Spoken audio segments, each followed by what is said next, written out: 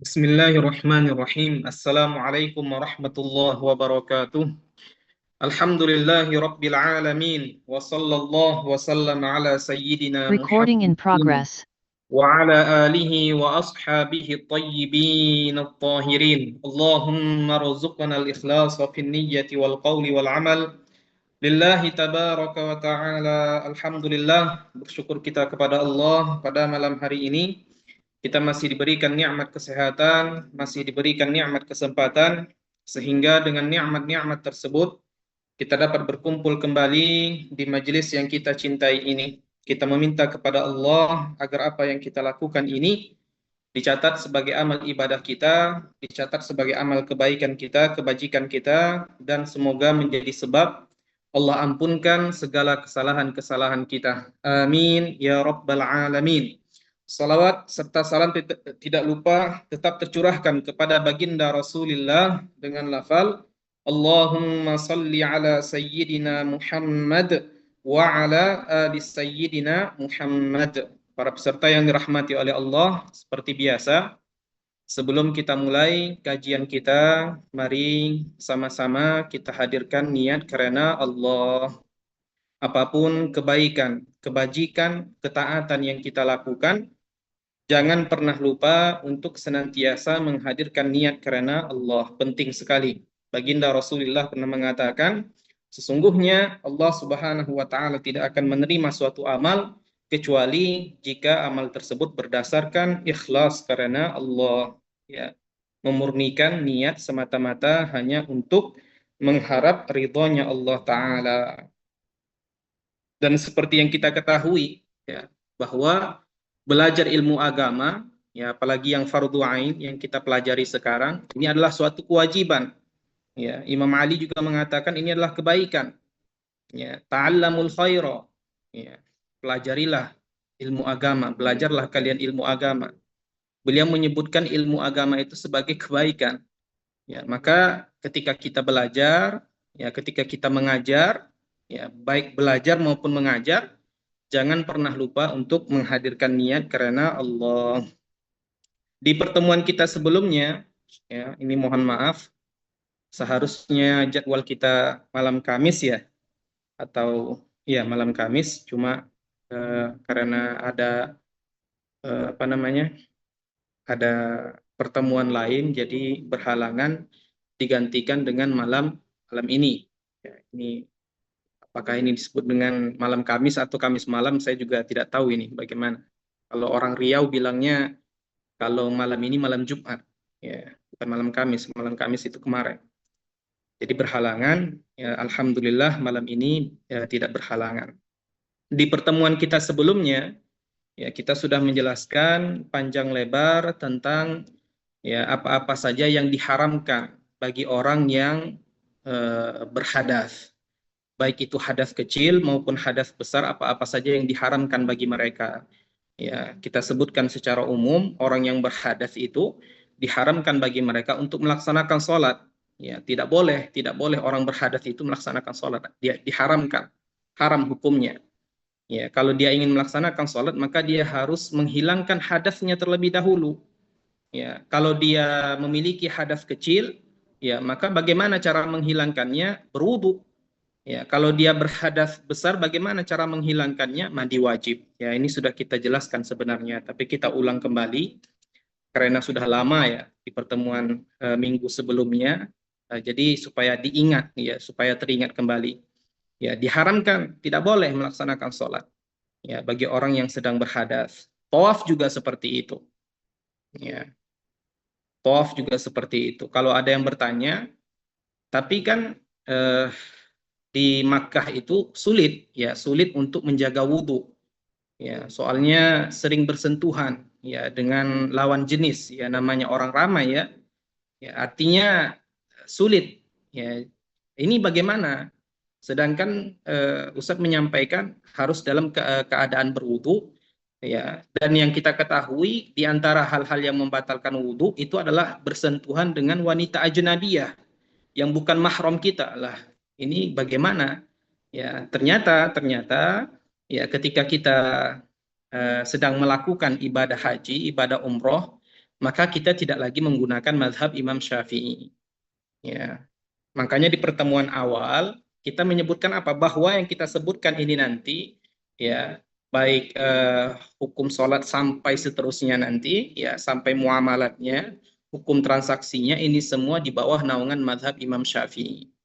Ya, maka ketika saya menyebutkan di antara hal-hal yang membatalkan sholat, di antara hal-hal yang membatalkan wudhu itu adalah bersentuhan dengan lawan jenis, ya, dengan wanita ajnabiyah, ini membatal wudhu, tapi ini tidak dalam semua mazhab. Ya, dalam mazhab lain mereka memiliki hukum tertentu, mereka memiliki rincian tertentu.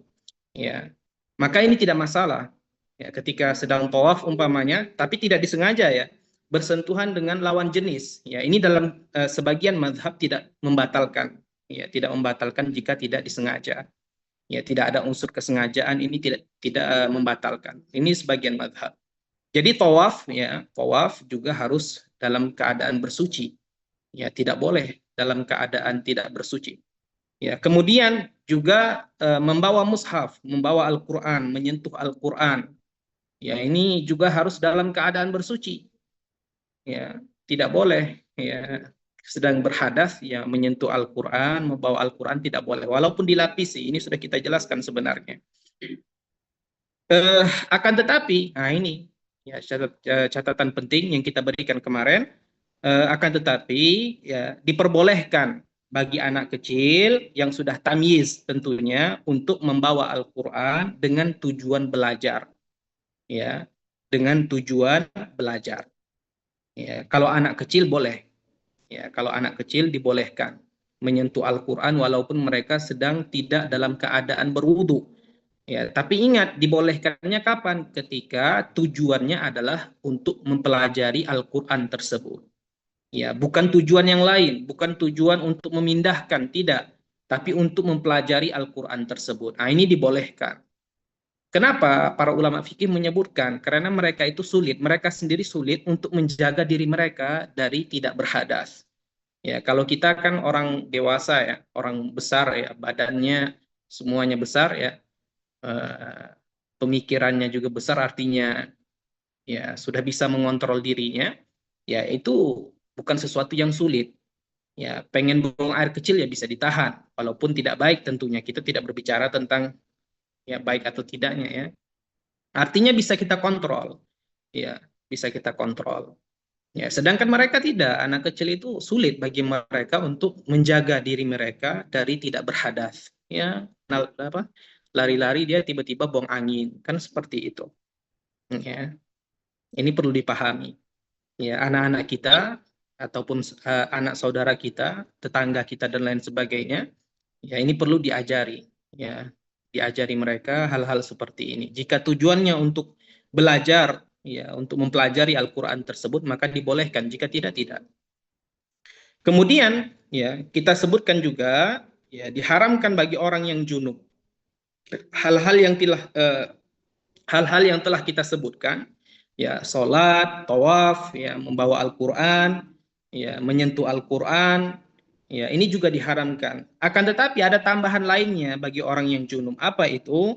Juga diharamkan bagi mereka untuk membaca Al-Qur'an dan berdiam diri di masjid. Ya, ini juga diharamkan. Tidak boleh. Ya, walaupun yang dibaca itu satu huruf, tapi niatnya adalah membaca, bukan berzikir. Ya, dia membaca suatu ayat, ya, daripada ayat suci Al-Qur'an, tujuannya untuk membaca, ini diharamkan bagi orang yang sedang junub. Tapi kalau seandainya ada ayat dari ayat-ayat suci Al-Qur'an, memang dijadikan sebagai zikir, dan ketika dia membaca bukan tujuannya untuk membaca Al-Qur'an, tapi untuk berzikir. Contohnya apa? Ayat kursi contohnya. Ya, ayat kursi ini kan kebanyakan orang, ya, kebanyakan, ya, mereka menggunakan ayat ini dengan tujuan tertentu. Ya, umpamanya kan, ya, seperti saya sekarang, nah, ini lagi sendiri. Ya, tiba-tiba pintunya kan, ya, tapi alhamdulillah sekarang tidak, ya. Tidak tahu nanti bagaimana. Tiba-tiba pintunya goyang-goyang atau kaca di belakang goyang-goyang kan. Refleks, ya, membaca ayat kursi, ya, agar apa? Agar dijauhi dari gangguan-gangguan seperti itu. Ya, tujuan saya apa? Membaca ayat kursi. Ya, bukan untuk membaca Al-Quran. Tujuan saya untuk berzikir. Nah, ini dibolehkan. Kalau tujuannya untuk berzikir, ini dibolehkan. Kemudian diharamkan berdiam diri di masjid. Ini juga tidak dibolehkan. Ya, kecuali baginda Rasulullah. Ya, baginda Rasulullah memiliki hukum tersendiri. Beliau boleh. Ya, nanti kalau kita dapati hadis-hadis di dalam Sahih Bukhari umpamanya, dalam Sahih Muslim umpamanya yang menjelaskan bahwa baginda Rasulullah berdiam diri di masjid sedangkan beliau dalam keadaan junub, ya ini jangan jangan dijadikan hujah, ya, jangan disamaratakan. Ya, kita beda dengan beliau. Beliau memiliki hukum tersendiri. Ya, sama halnya umpama ada ayat, ya, ayatul hijab, ya, ayat hijab, ya, menutup muka, ya ini banyak ya menjadi perdebatan, ya menjadi perselisihan apakah semua wanita muslimah ya itu wajib menutup muka mereka, ya. Ya, ini jadi perdebatan. Ternyata setelah diteliti, ditelusuri, ya dipelajari bahwa ulama tafsir menyampaikan apa, menyebutkan apa, bahwa yang wajib itu adalah untuk menutup ya muka, ya itu adalah istri-istrinya baginda Rasulullah, ya. Sedangkan wanita muslimah yang lainnya itu tidak diwajibkan, tapi disunnahkan, ya, untuk menutup muka, ya memakai apa nikob itu, ya memakai nikob itu ini disunnahkan, ya. Maka tidak boleh juga dijelek-jelekkan kalau seandainya ada perempuan muslimah yang memakai cadar, ya bahasa kitanya, ya jangan dijelek-jelekkan karena ini sebenarnya ada dalam syariat kita. Nah, salah itu kapan? Ketika mereka mengatakan wajib. Nah, ini yang salah. Ya, tidak boleh dikatakan wajib, itu disunnahkan. Dan sebenarnya, ya orang-orang yang mengatakan cadar itu wajib, ya, ya mendebatnya itu mudah sekali. Ya, mendebatnya itu mudah sekali. Ya, tanpa perlu ayat ini, ayat itu, tidak tanpa perlu hal-hal seperti itu. Bagaimana cara mendebatnya? Kita sampaikan bahwa di antara yang diharamkan, ya di antara yang diharamkan ketika ihram itu apa bagi perempuan? Menutup muka mereka. Ya, menutup muka mereka. Nah, ini kan lucu. Kalau seandainya menutup muka itu wajib, kenapa diharamkan ketika ihram? Ya, nanti akan kita pelajari, ada bab tersendiri nanti tentang umroh dan haji nanti insya Allah. Ya, jadi hukum aslinya bagaimana? Itu disunnahkan. Wajibnya atas siapa? Atas istri baginda Rasulullah, atas istri-istri beliau. Ya, tidak kepada semua orang. Ya, tidak kepada semua muslimah, tidak. Ya, ini sudah kita pelajari, ya sudah kita jelaskan secara detail, ya secara mendalam. Ini hanya mengulang agar tidak lupa. Kemudian, ya bagi perempuan yang haid bagaimana? Ya, kalau junub itu kan berlaku bagi laki-laki dan berlaku bagi perempuan. Ya, ini juga sudah kita jelaskan bahwa perempuan itu memiliki sperma, ya, perempuan itu memiliki mani. Kenapa ini saya jelaskan? Karena ada beberapa teori, ya, ada beberapa peneliti yang tentunya bukan dari Islam, ya, tapi dari teori luar, ya, teori luar, ya, peneliti dari luar Islam mengatakan apa? Bahwasanya perempuan itu tidak memiliki sperma. Ini tidak benar. Ini tidak benar. Ya. Dalam hadis itu disebutkan bahwa para sahabat bertanya, apakah perempuan juga memiliki sperma? Apa yang dikatakan oleh baginda Rasulullah? Lantas bagaimana anak itu serupa dengan ibunya? Ya. Ada sahabat bertanya kepada baginda Rasulullah, apakah perempuan itu memiliki sperma, memiliki mani? Rasulullah tidak langsung menjawab, tapi Rasulullah mengajak sahabat ini berpikir, lantas bagaimana mungkin, ya? Lantas kok bisa kalau seandainya perempuan itu tidak memiliki mani, tapi kok ada anak yang menyerupai ibunya? Ya, ini bagaimana? Artinya apa? Ya perempuan itu memiliki mani. Ya, tentu sifat maninya perempuan, spermanya perempuan itu berbeda dengan laki-laki. Kita tidak membahas itu. Tapi yang ingin saya sampaikan adalah ya, jangan terburu-buru. Jangan terburu-buru ketika mendapati sebuah ini sekarang saya baru masuk kuliah ya. Jangan terburu-buru ketika mendapati sebuah artikel, ya ada istilah artikel, ada jurnal dan lain semisalnya, ya jangan terburu-buru meyakini hal tersebut, ya. Ya, diperiksa dulu kebenarannya, ditelusuri bagaimana pandangan ulama terhadap hal tersebut. Ya, ini luar biasa sekali. Nah, adapun bagi perempuan yang haid, ya, yang datang bulan, dan perempuan yang nifas, ini diharamkan. Apa yang telah kita sebutkan sebelumnya, sholat, tawaf, ya, menyentuh Al-Quran, membawa Al-Quran, ya, membaca Al-Quran, ya, kemudian berdiam diri di masjid.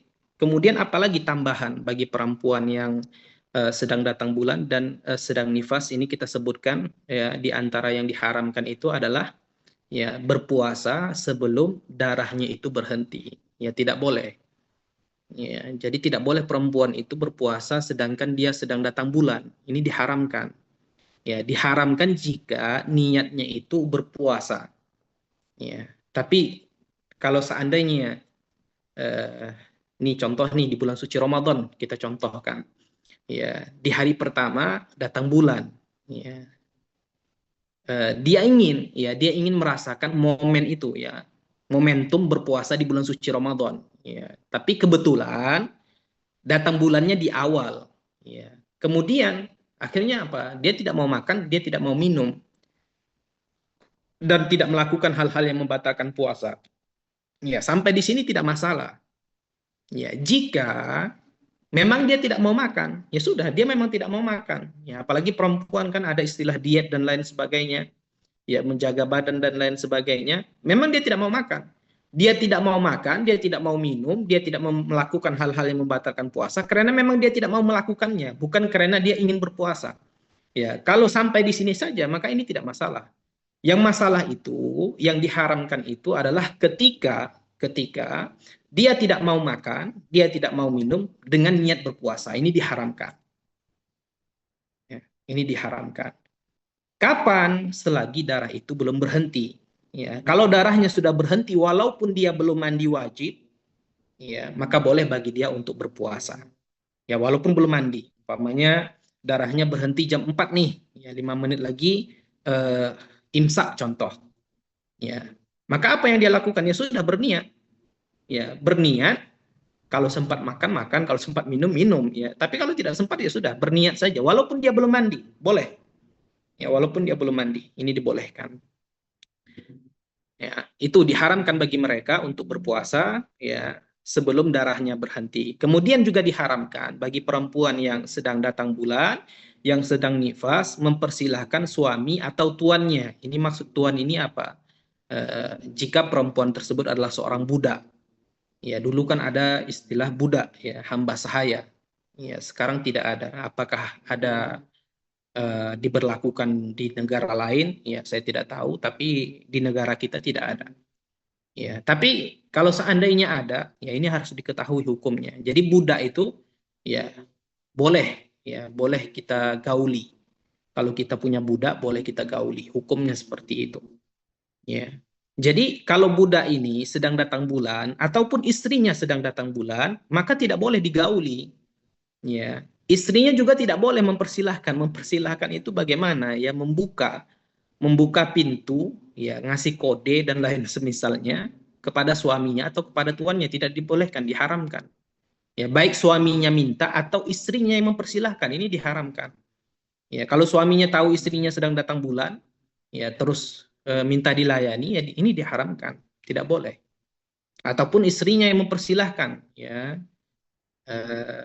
memberikan kode dan semisalnya, ini bagi yang berumah tangga saja, ya, pembahasan bagi yang berumah tangga saja, ini diharamkan, ya, jadi diharamkan, ya, apa namanya, pertama bercumbu, ya, diharamkan bercumbu. Jadi istri yang sedang datang bulan atau hamba sahaya yang sedang datang bulan, ya, diharamkan bagi mereka itu untuk mempersilahkan suami atau tuannya untuk mencumbui mereka, ya, dengan batasan apa? Dengan batasan antara pusar dan lututnya, itu daerah yang eh, zona merah, ya, tidak boleh dicumbui. Ya, adapun selain itu, ya, selain bagian antara pusar dan lutut, ini ada yang mengatakan boleh, ya, mencumbu, ya, bercumbu-cumbu, ya, antara selain pusar dan lutut ini dibolehkan. Yang diharamkan itu adalah antara pusar dan lutut perempuan tersebut.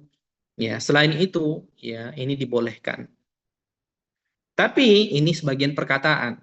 Sebagian perkataan lagi boleh mencumbu bagian apapun itu, yang penting jangan sampai melakukan hubungan badan. Nah, ini pendapat lain. Ya, tidak menetapkan daerah tertentu, ya silahkan. Ya, tapi jangan sampai ya berhubungan badan. Jangan sampai melakukan hubungan badan walaupun itu istrinya. Kenapa? Karena dia sedang datang bulan. Ya. Kalau seandainya, contoh, kalau seandainya Ustadz darahnya sudah berhenti, ya darahnya sudah berhenti, kemudian suaminya minta dilayani, apakah boleh? Jawabannya tidak. Ya, walaupun darahnya sudah berhenti, ya suaminya minta layani, tidak boleh. Kenapa? Dia harus mandi dulu. Ya, berbeda dengan puasa tadi. Jangan disamakan dengan puasa ya. Ini permasalahan yang berbeda. Kalau puasa tadi kan tidak masalah. Walaupun dia belum mandi, dia langsung niat berpuasa, tidak masalah jika darahnya berhenti. Tapi kalau masalah hubungan badan, ya berhubungan badan, yes. Walaupun darahnya sudah berhenti, tapi dia belum mandi, maka tidak boleh. Ya, tidak boleh dia mempersilahkan suaminya untuk menggauli dia atau mempersilahkan tuannya untuk menggauli dia.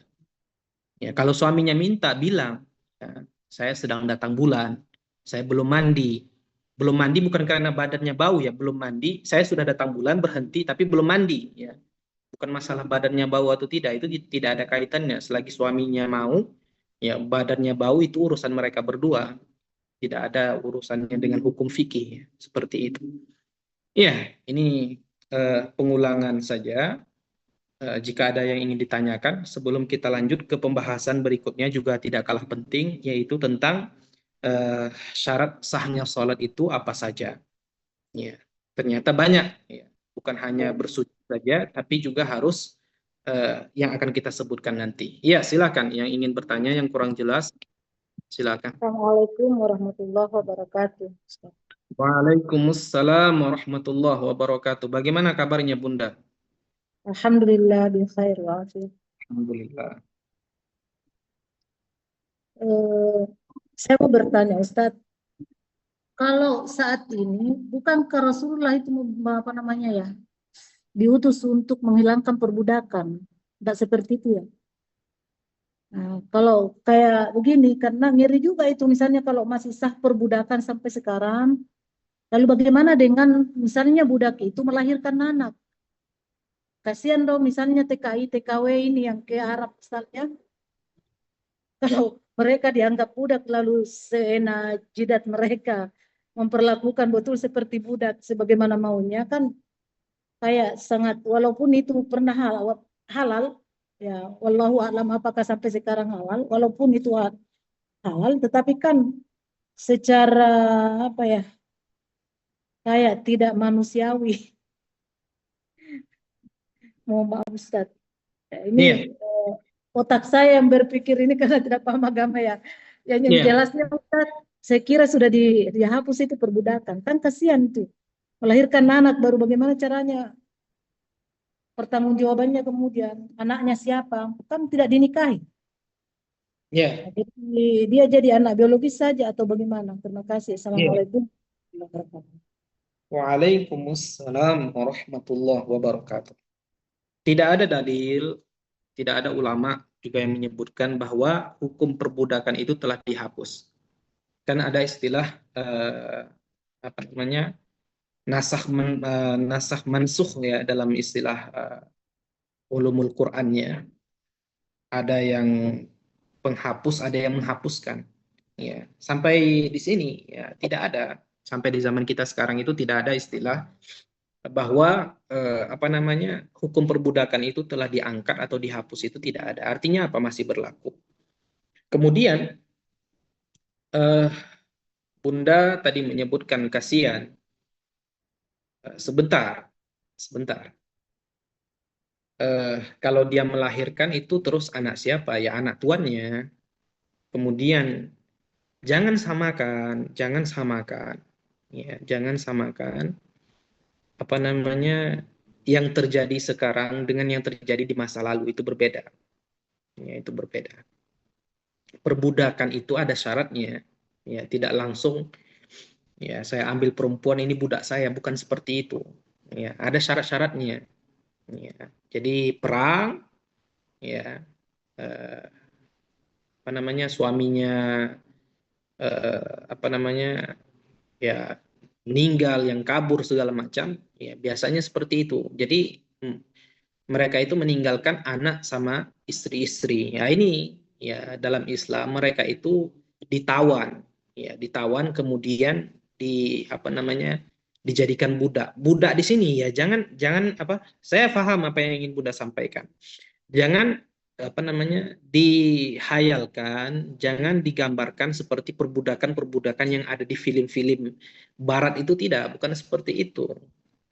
Ya Rasulullah perhatikan ini juga penting tadi saya sebut Bunda sebutkan Rasulullah itu tidak diutus untuk menghapus perbudakan tidak ya tapi Rasulullah menganjurkan ya para sahabatnya untuk memerdekakan budak ya menganjurkan para sahabatnya untuk memerdekakan budak ya bahkan Rasulullah sendiri ya kalau kita baca sirah nabawiyah ya beliau itu juga memiliki budak ya beliau memiliki hamba sahaya ya.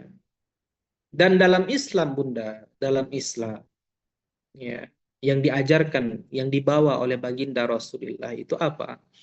Apa yang dipakai oleh tuannya, maka itulah yang dipakai oleh budaknya. Ya, itu disebutkan dalam hadis, ya, dalam hadis Abi Jamroh itu.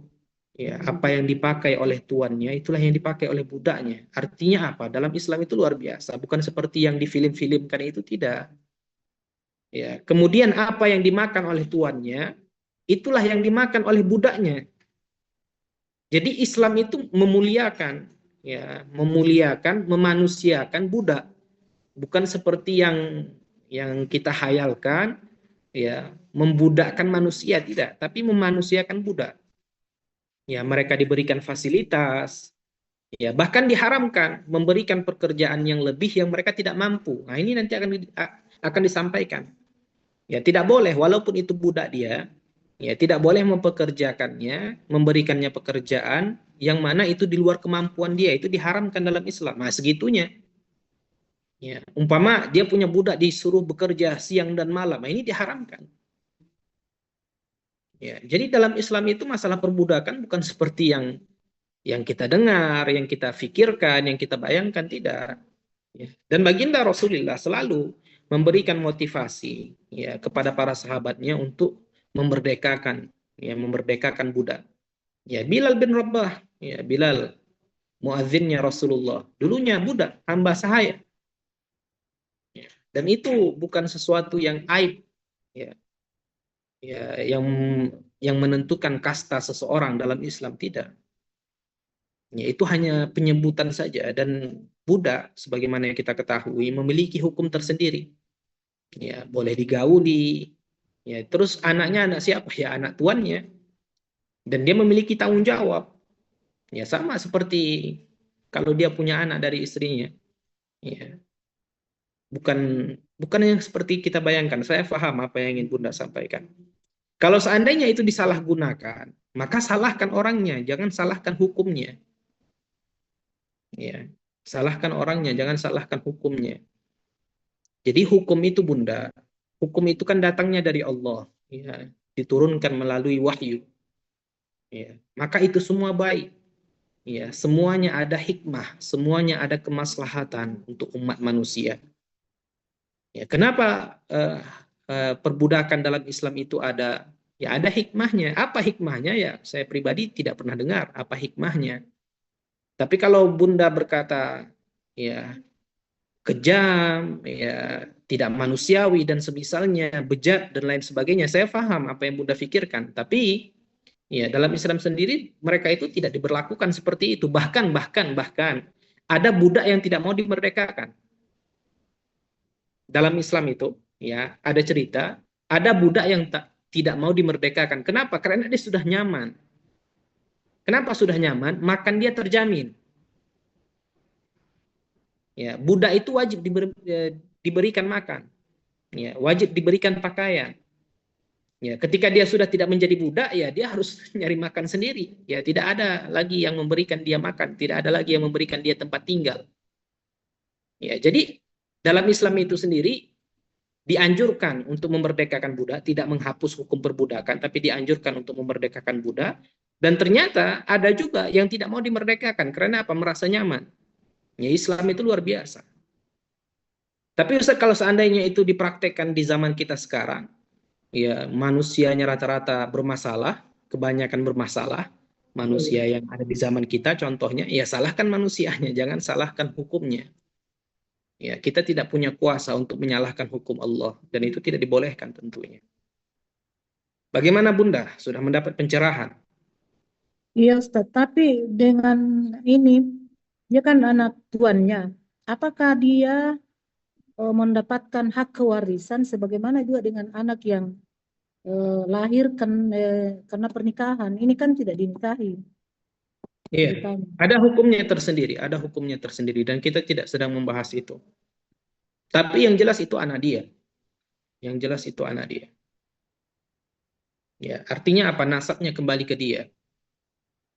Apakah dia mendapatkan warisan atau tidak? Bagaimana hukumnya? Nanti ada tempat tersendiri. Kita tidak sedang membahas itu. Tapi saya tadi kenapa saya jawab? Karena saya ingin membenarkan pola pikir sebagian orang yang menganggap bahwasanya perbudakan itu ya kejam, ya bejat dan lain sebagainya. Tidak seperti itu. Ya Bahkan termasuk ada, pikiran saya Ustaz. iya, iya, makanya saya sampaikan tadi sebagian orang, ya, Pasti. bahkan ya kalau kita tidak punya pengetahuan tentang sejarah, mungkin ya akan berpikir seperti itu. Islam itu tidak baik, ya Islam itu memperlakukan hukum budak, perbudakan, ya melanggar hak hak asasi. HAM itu, ya ini bagi yang belum tahu, ya HAM, ya itu tidak Ya. ada dalam Islam. HAM itu tidak ada dalam Islam.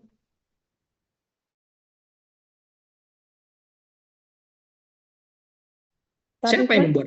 akan Ada yang tahu? orang Barat, Hmm? orang Barat Orang Orang luar Barat. Ustaz, kalau nggak misionaris, salah Iya. 1945. misionaris. Orang Barat, orang luar. Oke, orang Barat, orang luar. Ya. Kemudian lihat apa yang terjadi di Palestina sekarang. Apakah mereka memperlakukan HAM? Jawabannya tidak. Jadi apa tujuan mereka sebenarnya HAM ini? Kita tujuannya. Sekarang PBB atau apapun itu, persatuan apapun itu, ya kenapa tidak membahas HAM? Kenapa HAM ini tidak bisa digunakan? Ya, ketika kita membahas tentang Palestina, kenapa? Padahal itu peraturan dari mereka sendiri. Mereka yang membuat peraturan, tapi mereka tidak melaksanakan. Karena apa? Tujuan peraturan ini bukan untuk mereka, tapi untuk kita. Ya, sekarang anak-anak kita, ya, ketika kita suruh berhijab, mereka tidak mau. Kita tidak punya hak untuk memukul mereka. Karena itu hak dia, hak asasi manusia dia. Ya, anak kita suruh beribadah, Bunda. Ya, ini yang perlu Bunda-bunda ketahui. Kita ini sudah di zaman apa sekarang? Kita punya anak, kita pukul, anak kita melapor, kita bisa dipenjarakan.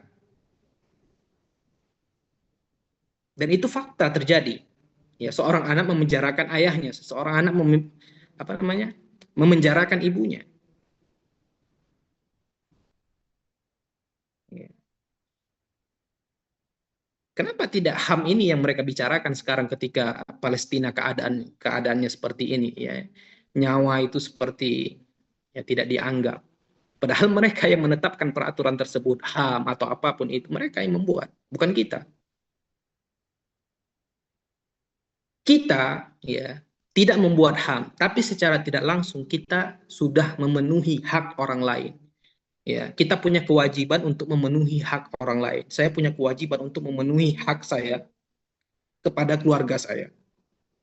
Hak saya kepada teman saya. Apa itu di antara hak saya?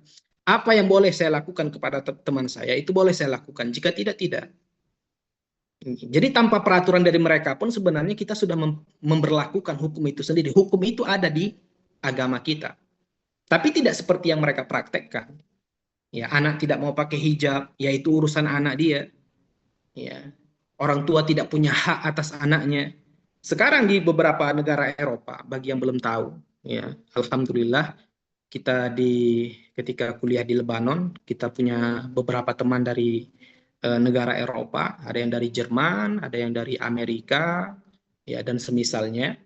Ya, teman kita dari Jerman itu bilang apa? Sekarang di negara dia, ya, anak-anak SD itu, ya bahkan anak-anak TK itu, artinya yang sudah bisa berpikir, mereka itu diberi surat, ya diberi surat, ya mereka mau jadi apa ke depannya?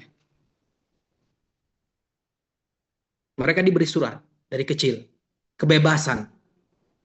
Ya, kalau seandainya dia laki-laki pengen jadi perempuan, ya dia tulis, ya kemudian ditandatangani, dan ini sah, dan orang tuanya tidak berhak melarangnya.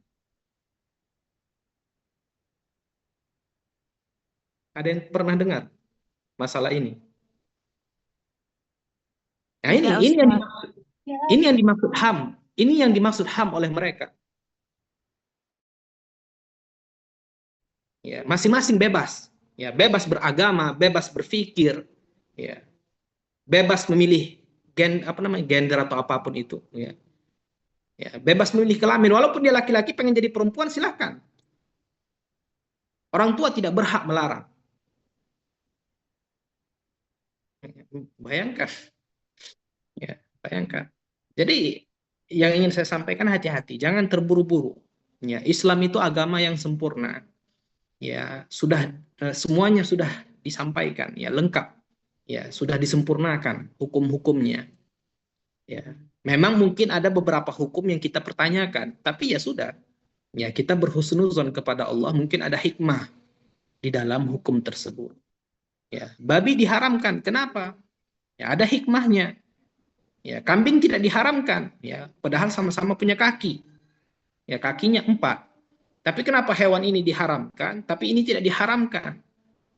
Ya, sebagian orang-orang yang tidak memakan daging, ya, yang hanya memakan sayuran saja, mereka berpikir apa? Terlalu kejam. Ya, terlalu kejam kalau kita itu makan daging, makan ikan, itu kejam bagi mereka. Kok ada orang dia makhluk hidup makan makhluk hidup yang lain, kanibal. Sebagian orang berpikir seperti itu. Ya, Islam tidak seperti itu. Allah Ta'ala menghalalkan kita untuk makan ikan. Ya. Wal hillu maitatuhu. Ya. Bahkan bangkainya saja, bangkai ikan itu dihalalkan. Ya. Airnya suci, air laut itu suci, kemudian bangkai dari air laut tersebut itu juga halal. Ya. Jangankan ikan hidup, ikan mati saja boleh kita makan. Jadi kalau Bunda beli ikan yang hidup boleh, yang sudah mati juga boleh. Ya, selagi dagingnya masih bagus ya bisa dimakan ya silakan. Ya, kalau tidak, kalau seandainya memudaratkan, ya sudah berulat-ulat dimakan ya itulah yang beda lagi hukumnya. Artinya apa? Ada hikmah. Kenapa Islam itu membolehkan makan daging, makan sapi, ya makan kambing? Apa hikmahnya? Ada hikmahnya. Ya, jadi tatkala kita diwajibkan sesuatu akan sesuatu dan diharamkan akan sesuatu, itu ada hikmahnya. Semuanya ada hikmahnya. Allah Ta'ala hakim, maha bijaksana. Ya, terlepas dari apa yang kita pikirkan, ya ini tidak cocok di zaman ini. Tidak ada istilah tidak cocok. Al-Quran senantiasa ya cocok di zaman apapun itu. Kitanya ya jangan jangan katakan hukum Al-Quran itu tidak cocok dengan zaman ini. Ya, tapi kitanya yang merasa tidak cocok. Kenapa? Ya kita menganggap ini seperti ini seperti ini. Padahal semuanya ada hikmahnya. Ya, semuanya ada hikmahnya dan saya sebutkan tadi bahwasanya perbudakan itu ada hukumnya. Ya, tidak sembarangan saya culik anak orang, anak gadis orang kemudian saya jadikan budak saya, bukan seperti itu. Ya, ada hukumnya tersendiri, ada caranya tersendiri. Bagaimana Bunda? Ya Ustadz, tapi masih boleh bertanya masalah wudhu tadi, pembatal tadi itu, masalah Iya, berwudhu. silakan. Ya, jadi yang pertama, apakah boleh misalnya cara berwudhunya Imam Syafi'i kita gunakan, kemudian pembatalnya eh, Imam Malik. Seperti tadi, ya bolehlah bersentuhan. Kemudian yang Tidak kedua boleh. pertanyaannya, tadi budak, budak. Apakah misalnya kalau tuannya bersentuhan kulit dengan budak itu, batal wudhunya? Assalamualaikum warahmatullahi wabarakatuh.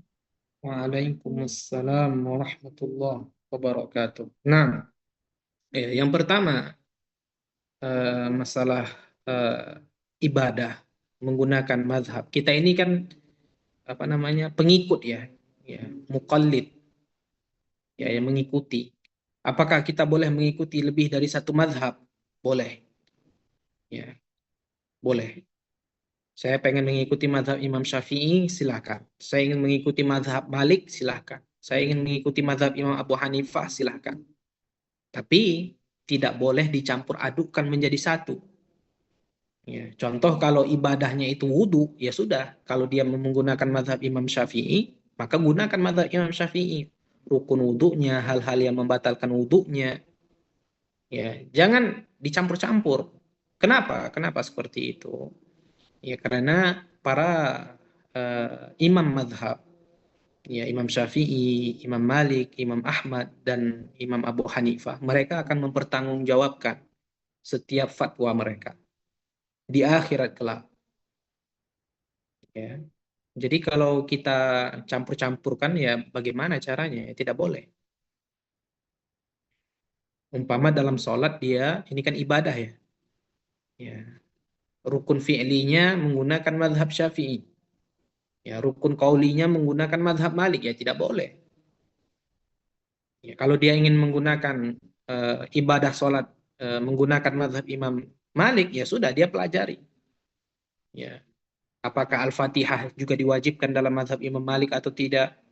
Apakah Bismillah itu termasuk dalam surah Al-Fatihah menurut Imam Malik atau tidak? Ya, dipelajari. Apa-apa saja rukun-rukun sholat dalam mazhab Imam Malik yang membatalkan apa saja dipelajari. Ya, jadi tidak boleh kita semena-mena ya. Kalau mau enak ikut mazhab ini, kalau tidak enak ikut mazhab ini, ya tidak boleh seperti itu. Ya. Suatu ibadah itu, satu ibadah tidak boleh memakai dua mazhab ya, atau tiga mazhab. Ini tidak dibolehkan. Paham Bunda? Nah, Mustafa. Ya. Kemudian berkaitan dengan apakah ya tuan ketika bersentuhan dengan apa namanya bersentuhan dengan budaknya itu membatalkan wudhu atau tidak? Dalam mazhab Imam Syafi'i ya membatalkan. Karena apa? Dalam kalau Bunda ingat, saya sebutkan apa? Menyentuh perempuan yang ajnabiyah, ya, yang haram untuk dia nikahi, yang haram untuk dia gauli, ya. Apakah hamba saya, hamba saya itu haram untuk digauli? Kan tidak. Ya. Maka kalau haram untuk digauli, haram untuk dinikahi, seperti ibunya, saudarinya, bibinya, anak perempuannya, ya, ya, neneknya. Nah, ini kan haram untuk dinikahi, haram untuk digauli. Maka ini tidak membatalkan. Bisa difahami, Bunda?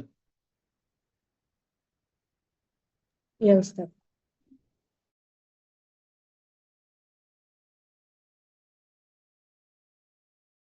Ya, makanya, karena itu boleh dinikahi.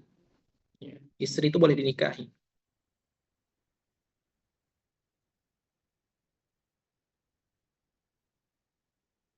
Ya, kita baca sedikit. Ya, supaya kita... Atau ada satu pertanyaan lagi, silakan. Selain Bunda Husrina. Ini bonusnya sudah habis. Ya, yang lain ada yang ingin bertanya? Atau kita lanjutkan? Ada? Oke, kita lanjutkan. Nanti kalau ingin bertanya silakan di akhir nanti. Sekarang kita akan membahas, ya kita masih dalam pembahasan apa-apa saja di antara syarat sahnya sholat. Ya, min syurutis sholat. Ya, di antara syarat sahnya sholat apa? At-thaharatu anin najasah. Ya, suci dari najis. Ya, tadi kan di pertemuan kita tadi yang barusan ini kan di antara syarat sahnya sholat itu suci dari hadas. Ya. Sekarang ya, suci dari najis. Ya. Kalau kita ingin sholat, maka kita harus suci dari najis. Apanya yang suci dari najis? Yang pertama, fil badan, ya, di anggota badannya. Ya, anggota badannya harus suci dari najis. Maka umpama kalau seandainya di badannya, ya, di salah satu anggota tubuhnya terdapat najis, ya, apakah boleh bagi dia sholat? Jawabannya tidak. Ya.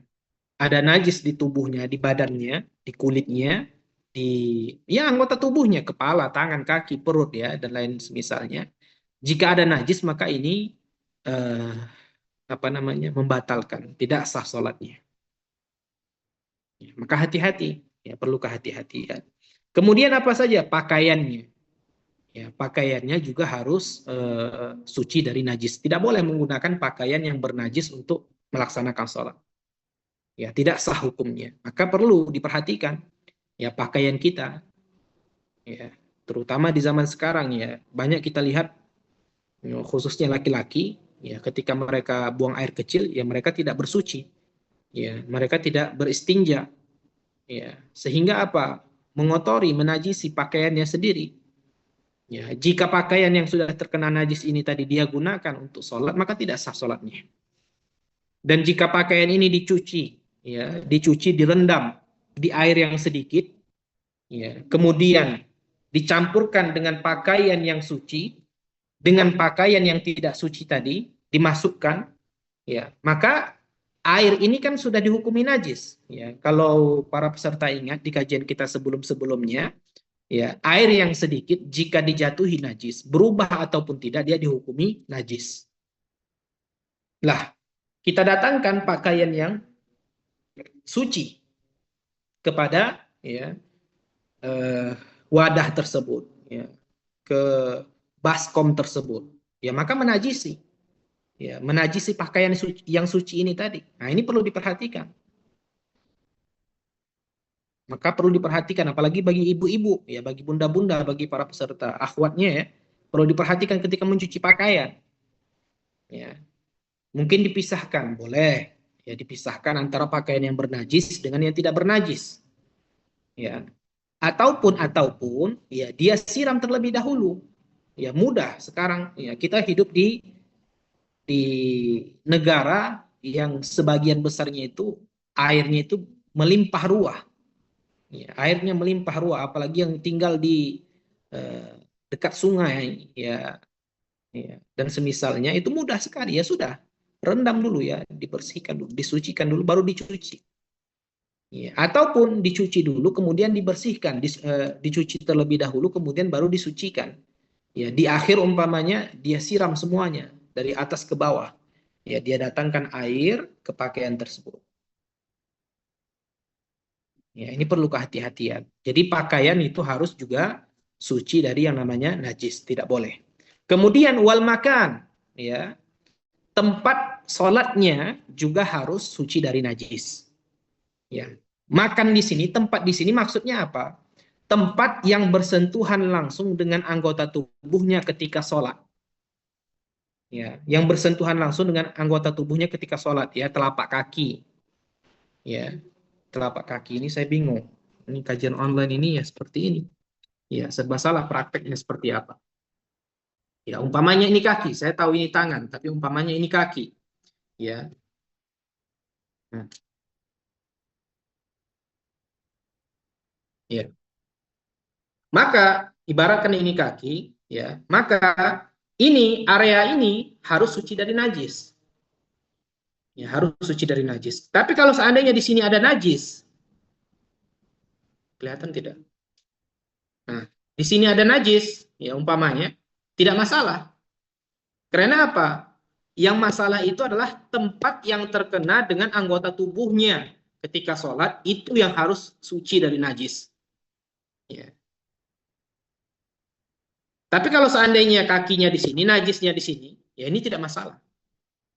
Yang masalah itu adalah najisnya di sini, dia sholat di sini. Ya. Maka ini masalah, ya, tidak sah sholatnya.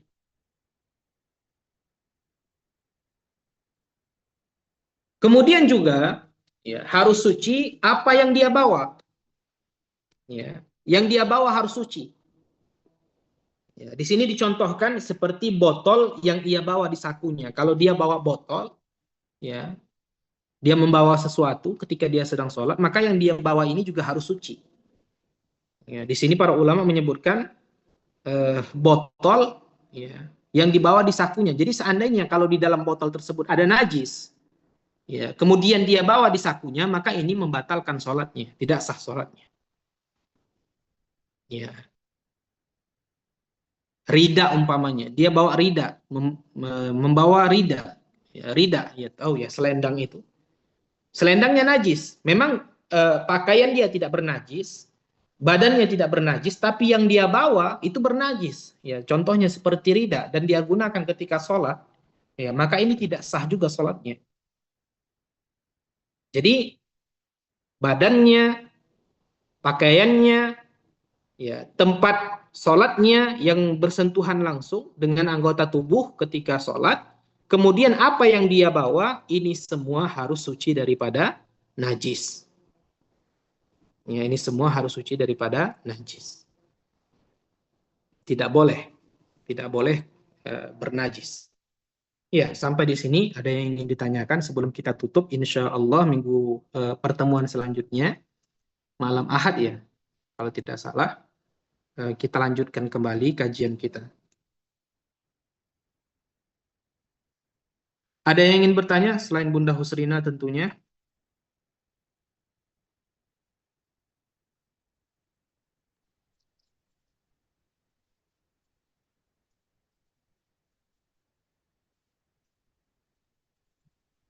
Ustaz, saya Iya, oh, maaf ini karena saya lagi di tempat makan, nah tidak bisa dilarang orang karaoke di sebelah sana. Jadi begini Ustaz, misalnya tuh tadi, yang penting bukan, berarti kalau misalnya berada di sudut-sudut sejadah, yang penting tidak pas disujudi turun, itu tidak ada masalah. Tapi sekiranya kita menghampar sejadah kita, lalu kemudian pas, kita tidak tahu ini, pas di bawahnya sejadah itu, pas di yang di kaki, kalau seandainya tidak terlapis sejadah akan terkena kaki.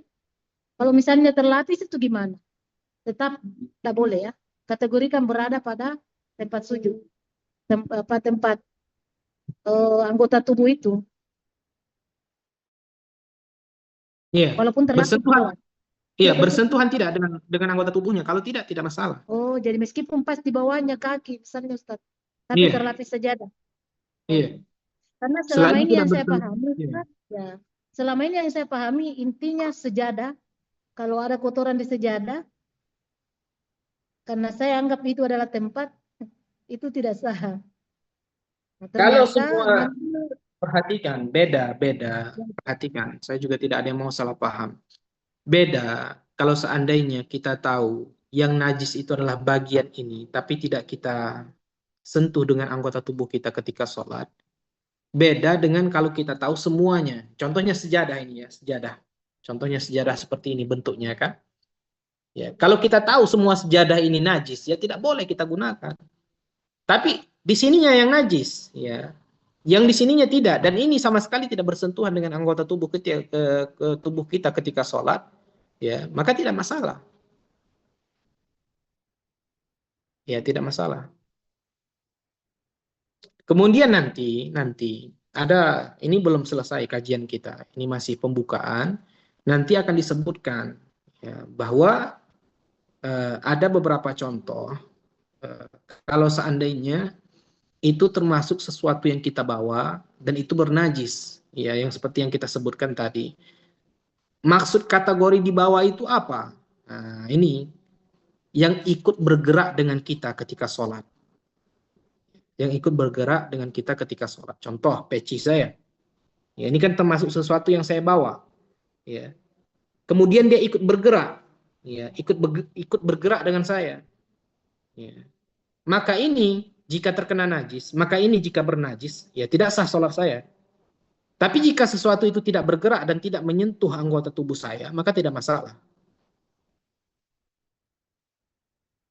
Bisa difahami Bunda. Nanti kita lebih kaji lebih dalam. Ada beberapa contoh yang nanti disebutkan.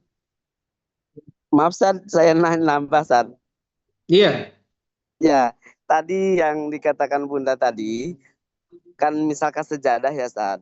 Misalkan sejadah. Tadi sejadahnya bersih, tapi lantai itu ada kotoran. Terus di akhir apa? Kita mau sholat, jadi pakai sejadah sih, tapi lantainya kotor gitu, maksudnya bernajis gitu. Tapi kita sholat kan di atas sejadah itu maksud ikut bergerak gak saat itu sholat? iya. Makanya itu yang saya sampaikan. Kalau seandainya eh, ini sejadah, ya ini sejadah, ini lantai, ya. Ini kan masih ada beberapa kemungkinan lantainya ini basah atau kering. Ya. Lantai yang dihukumi najis ini basah atau kering, kan begitu. Ya. Kalau kering bagaimana hukumnya? Kalau basah bagaimana hukumnya? Ya itu ada rinciannya. Karena najis itu tidak bisa berpindah. Kalau kering sama kering tidak bisa berpindah. Ya. Nih contoh nih meja ini. Ya meja ini bernajis umpamanya. Ya saya sentuh, tangan saya kering. Apakah tangan saya jadi bernajis? Jawabannya tidak. Karena kering dengan kering itu tidak bisa memindahkan najis. Najis itu tidak berpindah. Makanya nanti akan kita jelaskan lebih terperinci. Ini kan masih pembukaan. Ya, bagaimana hukum ya kalau seandainya dia meletakkan sejadah tapi di bawahnya ya ada najis. Ini dilihat najisnya kering atau basah atau bagaimana. Ini ada pembahasannya. Tidak kita bahas sekarang karena waktunya sudah lewat 7 menit. Ya, tapi dibahas nanti di pertemuan selanjutnya. Bisa dipahami, Ustaz Tatang dan Bunda Hutrina. Baik Ustaz, baik. Insyaallah. Ya. Bunda Husrina bagaimana? Ya Ustadz, insya nanti selanjutnya kalau masih ada pertanyaanku terkait dengan itu. Seperti apa yang tadi Pak ditanyakan Pak Tatang, Pak siapa namanya itu tadi? Iya. Ustadz Tatang. Hmm. Nanti biarlah Ustadz, nanti ini dulu. Yang Iya. dulu sekarang karena saya di Iya, luar sabar. itu Nah, nanti ada jawabannya. Seperti biasa, apapun yang terlintas, ya, yang apa namanya difikirkan, yang dipertanyakan oleh pikiran kita, umpamanya itu nanti sebenarnya akan terjawab, tapi tidak sekarang. Karena belajar itu juga butuh waktu, butuh proses. Ya, insya Allah, ya, semoga Allah panjangkan umur kita, diberikan kesehatan, ya, supaya kita bisa belajar ilmu agama. Ya, yang tidak tahu menjadi tahu dan seterusnya. Yang lain selain Bunda Husrina. Kalau malu bertanya, ya silahkan ketik, boleh diketik. Ya, jangan nanti Ustaz, salah paham. Iya, ini masalah najis ya. Tadi Ustaz kan, ini kering kan, seperti misalnya tai cicak. Kan kita di atas tuh kan ada di langit-langit tuh kan. Pas iya. sholat, jatuh pas kita duduk tahiyat akhir misalnya kan. Pas jatuh di pangkuan kita, namun dia kering, langsung kita tepis itu Ustaz. Boleh? Itu di pertemuan berikutnya. Baik. Iya, insya Allah ya masalah ini dan yang masalah Bunda Husrina tanyakan tadi itu di pertemuan berikutnya. Yang lain, yang berkaitan dengan apa yang telah kita sampaikan. Kalau ada yang kurang jelas, bilang kurang jelas. Ataupun ada pertanyaan yang berkaitan dengan apa yang disampaikan.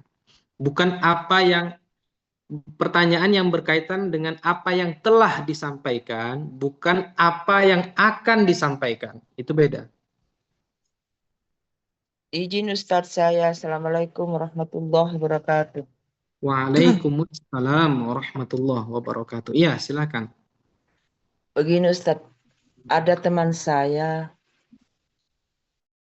pernah berbicara tentang wudhu ini tadi Ustadz.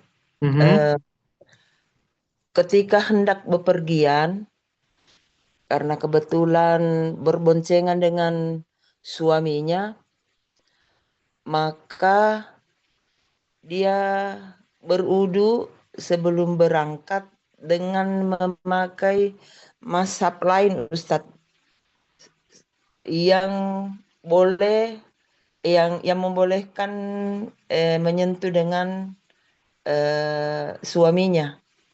Ya, Boleh enggak begitu, Ustaz? pertanyaannya apakah boleh seperti itu? Ya, apakah boleh seperti itu, Ustaz? Oke. Ya. Ini Bunda aktif ya ikut kajian kita. Iya, selalu saya ikut, tapi pernah Alhamdulillah. juga. Boleh perkenalkan namanya Bunda supaya nanti sering-sering saya Tidak panggil. ada nama aku di anu kah? Oh, ya. 451657. Saya Juhria. Temannya Bunda Bu Sri. bagaimana? Temannya Bu Srina, Bu Juhria. Juria, Juhria.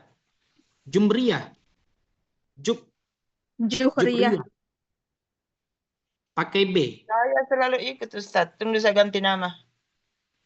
Pakai B. Juhria. Pakai H, Ustadz. Juh. Bukan Juju B atau Juju M. Berarti Jumria. Oke. Ini Iya. Ustaz namaku. Iya. Iya, Bunda Jumria. Oke. Sebelum saya jawab, izin saya memberikan PR kepada Bunda Jumria. PR-nya adalah tanyakan kepada teman Bunda tadi, satu, dia memakai mazhab apa? Itu satu. Yang kedua, apakah dia tahu detail mazhab tersebut? Seperti yang Bunda Husrina sebutkan tadi, ya apakah dia tahu rukun-rukun ya wudhu seperti apa, hal-hal yang membatalkan wudhu itu apa saja dalam mazhab yang dia ikuti. Dua PR tersebut. Apa mazhab yang dia ikuti? Syafi'i kah? Syafi'i tentu tidak. Malik kah? Hanifah kah? Hambali kah? Ya. Kemudian jika dia mengatakan saya mengikuti mazhab Imam Malik, sebentar. Jika dia mengatakan saya mengikuti mazhab Imam Malik, tanya lagi, apakah dia tahu rukun-rukun wudhu dalam mazhab Imam Malik dan hal-hal yang membatalkan wudhu dalam mazhab Imam Malik? Tanya dua pertanyaan ini. Paham Bunda Juhria? Dia mereka itu memahami sekali Ustadz karena memang dia itu pernah sekolah beberapa tahun di Mesir.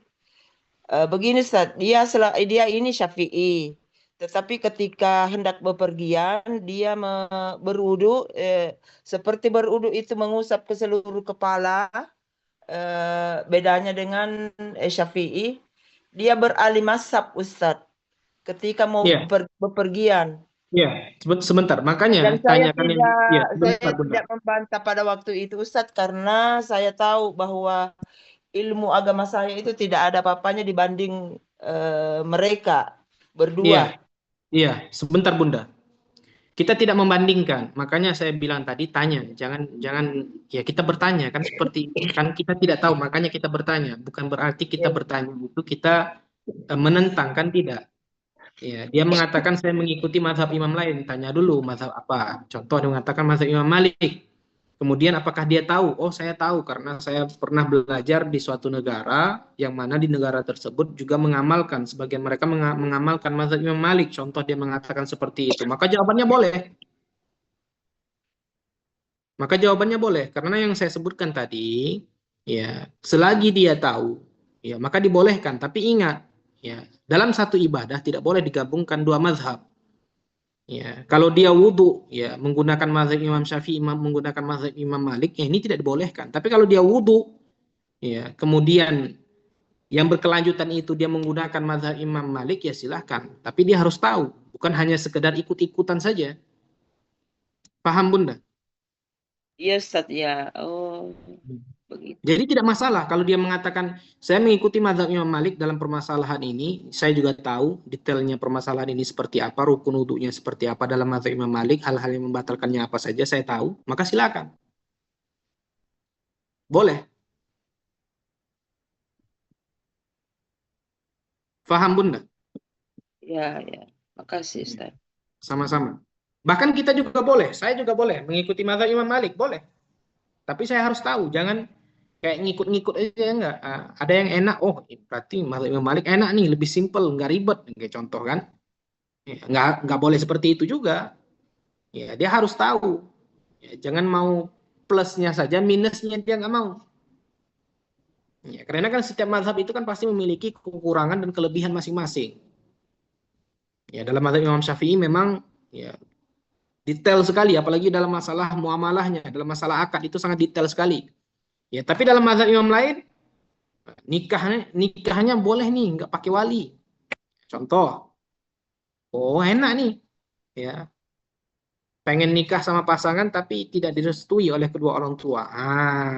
Berarti saya ngikut mazhab seberang saja. Kalau mazhab Imam Malik kan, kalau mazhab Imam Syafi'i kan harus ada walinya, ayahnya. Lah ini masalahnya ayahnya nggak setuju. Ya, akhirnya apa? Dia tahu nih, ya dia pernah dengar dalam mazhab lain dibolehkan tanpa wali. Ya, tanpa wali dibolehkan. Ya, dia bilang saja ke perempuannya, saya nikahkan kamu, perempuannya bilang saya terima, sah. Ini contoh ya.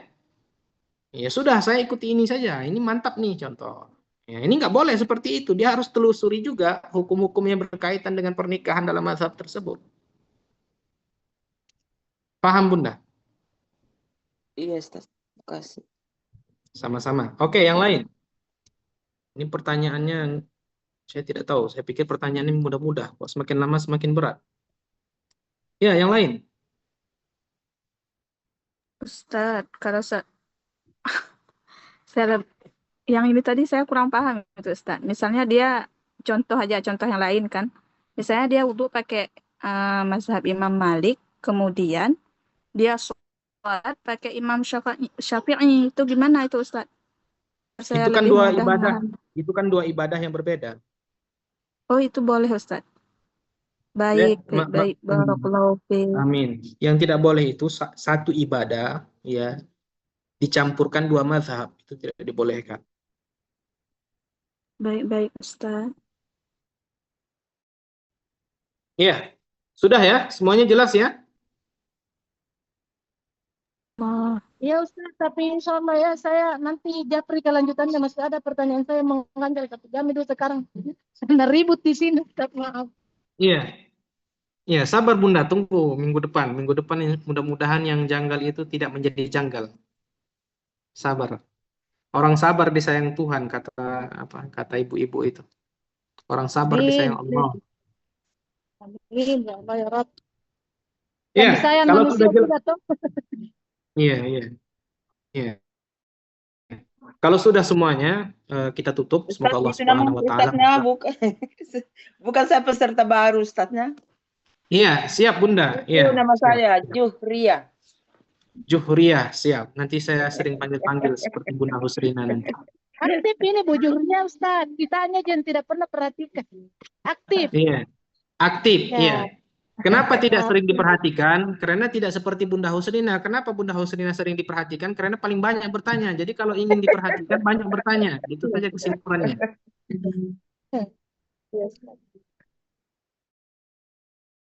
Kalau ingin diperhatikan Ikut juga seperti kajian Bunda. offline Ustaz. Iya. Ikut juga kajian offline sama Ustaz Sakti. Alhamdulillah. Semoga kajian di sana semakin besar. Ya, sebagaimana kita bersyukur. Kita tahu ilmu agama seperti yang Bunda Husrina secara mendetail ya. Padahal ya bukan mendetail juga, ya biasa-biasa saja.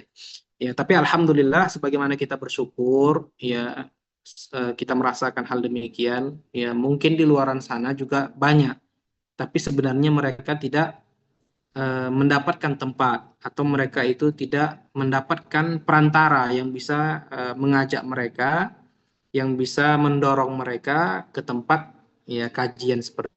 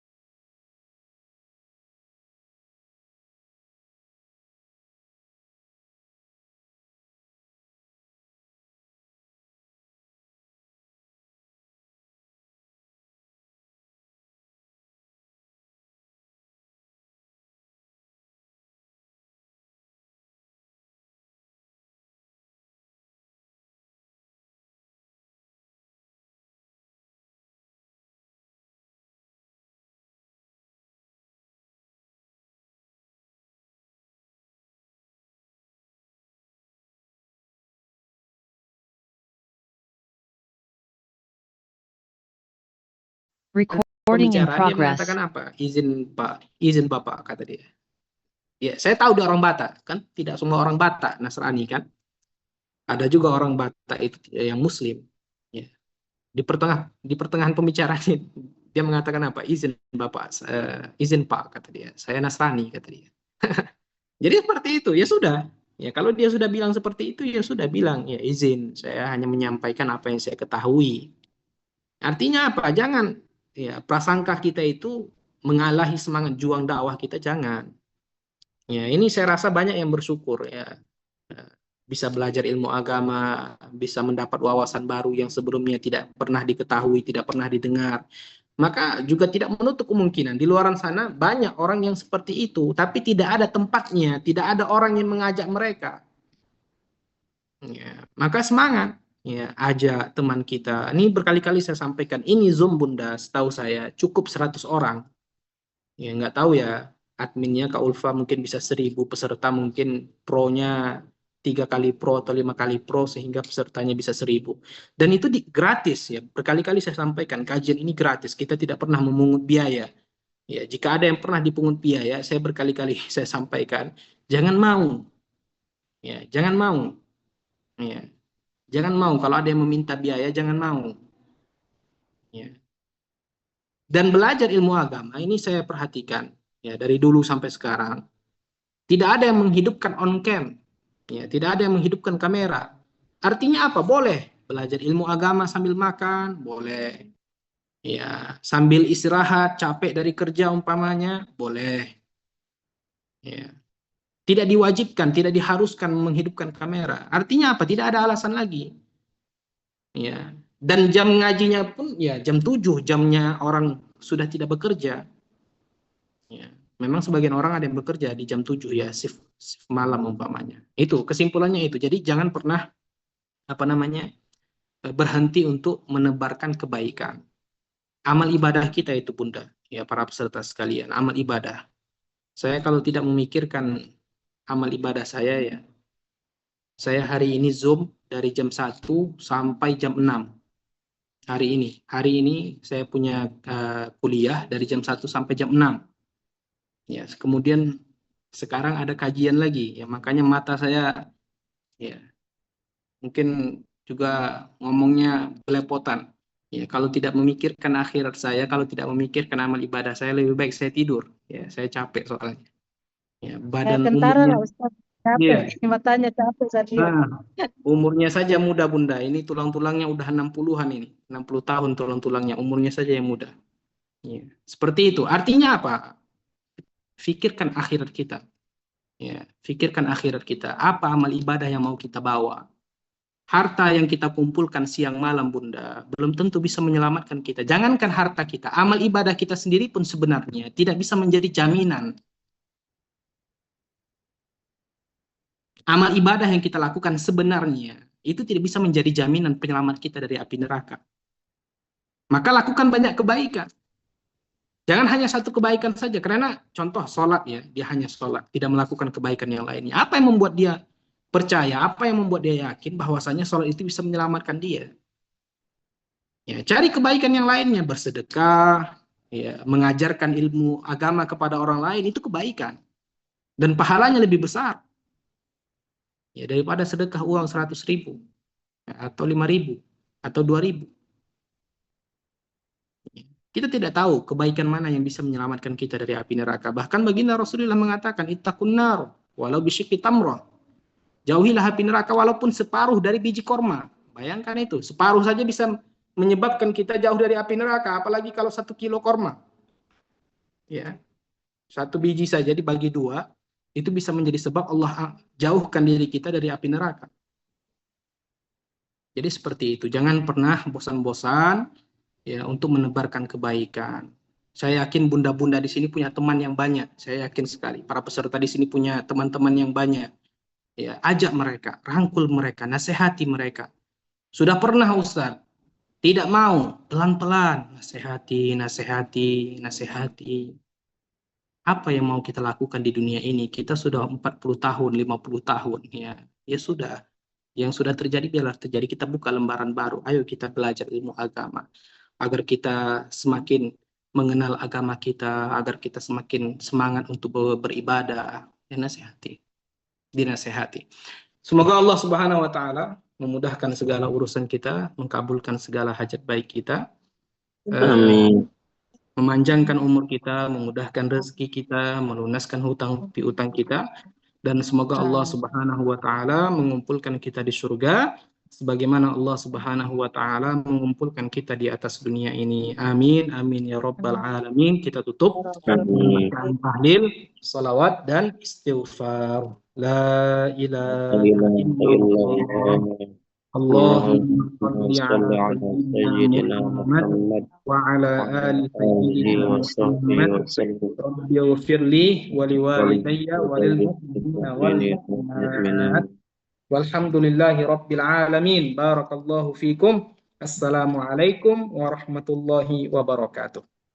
Waalaikumsalam warahmatullahi wabarakatuh. Barakallahu fiik Ustaz. Sukses dunia akhirat Ustaz. Amin amin amin. Amin amin. Syukran jazakallah khair Ustaz. Recording stopped. Terima kasih banyak Ustaz. Assalamualaikum warahmatullahi wabarakatuh. Syukran Ustaz. Terima kasih Ustaz.